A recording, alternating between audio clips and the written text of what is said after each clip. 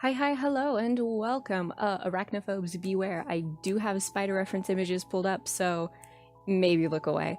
So I'm doing what everyone and their grandmother has decided to do, and I'm making myself a spider sona. But I can't feel guilty about it because I absolutely love Spider-Man and everything about the universe, and Into the Spider-Verse was a beautiful, breathtaking movie. And if I get on this tangent, I will never be stopped. So today I decided I would talk about my process and how I came to come up with my spider sona design because I thought that would be interesting and fun. So of course you have to start somewhere. So I first thought of like, okay, what kind of powers would my spider sona have? And like, I've always kind of felt a little like miffed at the whole, oh, Peter Parker, the first power he gets, he can see because I have glasses. And I'm like, no, I want a functionally blind superhero. I want someone who will walk into a wall and go, oh, I knew that was there to try to play it off. I think that's hilarious and can be very interesting. So I was like, okay, so she's gonna be just hella blind, like me. So I was like, okay, then how do I excuse that? So I was researching spiders and I found like the most common pet tarantula, like the Chilean rose tarantula, is pretty much effectively blind. And it works with the color palette I already picked, which was like pink and orange. So I was like, this is perfect. So the spider that bit my spider sona was specifically a tarantula. Fight me on that. I absolutely love tarantulas. They are the cutest, fuzziest things, and I will die for a rancho.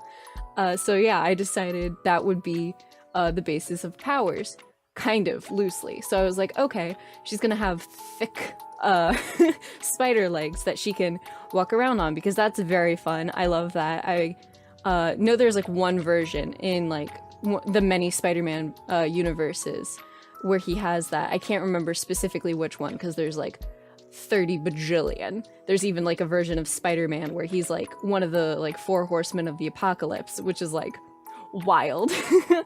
But yeah, so I was like, okay, it'll be fun to give her spider legs. So I did that. And so from there, it was just like, okay, so she's got that, but wait, she's blind. How's she gonna do that? Oh, goggles. So I was like, I pulled up just like a dozen reference images of goggles like on my phone and I looked at them, but then on the computer I only pulled up one because like most of them weren't really worth it.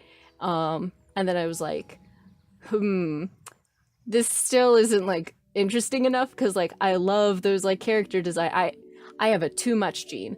To quote Diagena Maples. So anytime I see a character design, I'm like, yes, but more.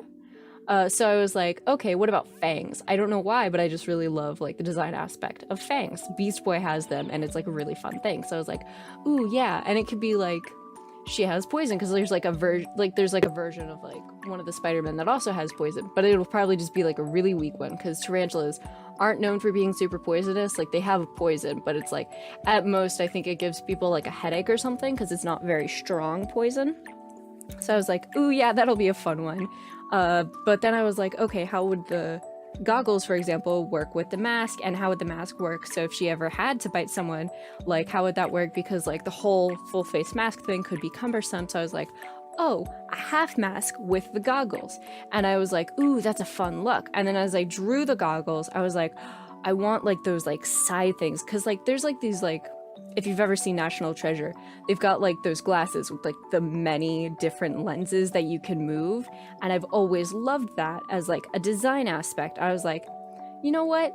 I'm gonna add that. It's gonna have like so many bits and bobs on it. It's not gonna make sense. It's not gonna be practical, but who cares? So that goes without saying. The hair of my spider sona would be free. So I was like, okay, cool. But like something else is missing, you know? And I love the whole aspect of like clothing on top of the spider suit. So I was like, oh, a hat. But the hat is there all the time. And it is actually based on a hat. I myself own a hat that I made like quite a few years ago. So I was like, ooh, yeah, I love that because I just love my hat. I love wearing it. It's super soft and comfy. I was like, yes, I love this. I'm gonna have it in my thing. And my spider sona is just gonna have my hat because my spider sona is me and she would love my hat.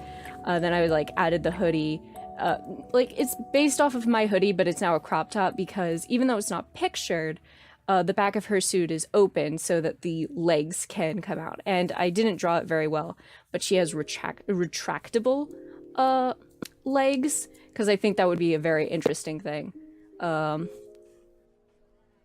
have some bonus Jonas sketches of my sketchbook and like how I came to different ideas, and it's very loose and messy, but I thought it'd be interesting to show the process. The gloves are inspired by my drawing tablet glove. Originally the back of it was gonna have like a star crisscrossing across it, but then I was like, even though it's cool, it's just way too busy. And then a lot of the sketches are also figuring out how the goggles would work, where they'd latch around, and of course the eyes, because I don't know why, I just love drawing weird pupils and stuff. That's about it. Thanks for watching. Thanks for 30 subscribers. I'm glad everyone is like subscribed, and it seems like literally last week that it was half that. Thanks.